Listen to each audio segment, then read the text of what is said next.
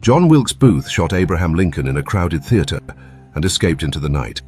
Minutes after the assassination, Booth reached Washington's Navy Yard Bridge and talked his way across to Maryland.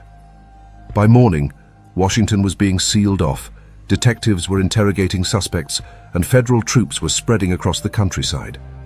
But the most wanted man in America was already gone. This is the story of the 12-day manhunt for John Wilkes Booth.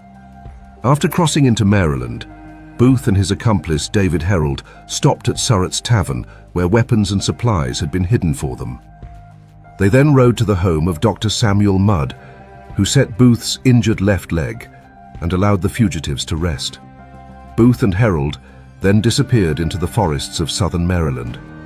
They spent 4 nights hiding in a pine thicket, while Confederate operative Thomas Jones brought them food, newspapers, and information about the search. Booth expected to read that he was being celebrated as a hero.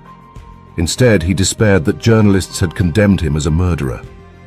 On April 20th, the government issued its famous wanted poster featuring photographs of Booth, Herold, and fellow conspirator John Surratt.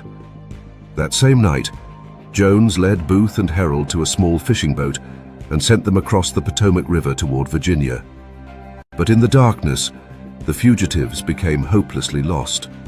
When the sun rose, they discovered they had rowed several miles, only to land back in Maryland. They hid for another day before trying again. This time, they reached Virginia. The fugitives continued south, depending on Confederate sympathizers for food, horses, and directions. Eventually, they arrived at the farm of Richard Garrett near Port Royal, Virginia. But their suspicious behavior convinced Garrett's son Jack that the strangers were dangerous. Jack refused to let them sleep inside the farmhouse. Instead, he allowed them to stay in the tobacco barn and locked them inside. Before dawn on April 26th, soldiers from the 16th New York Cavalry surrounded the barn. David Herold surrendered.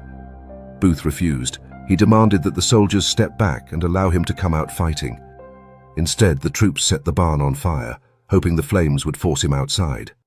Through the burning walls, Sergeant Boston Corbett saw Booth moving with a weapon and fired. The bullet struck Booth in the neck, paralyzing him. Soldiers dragged him from the flames and carried him to the porch of the Garrett farmhouse. John Wilkes Booth died there several hours later, just after sunrise.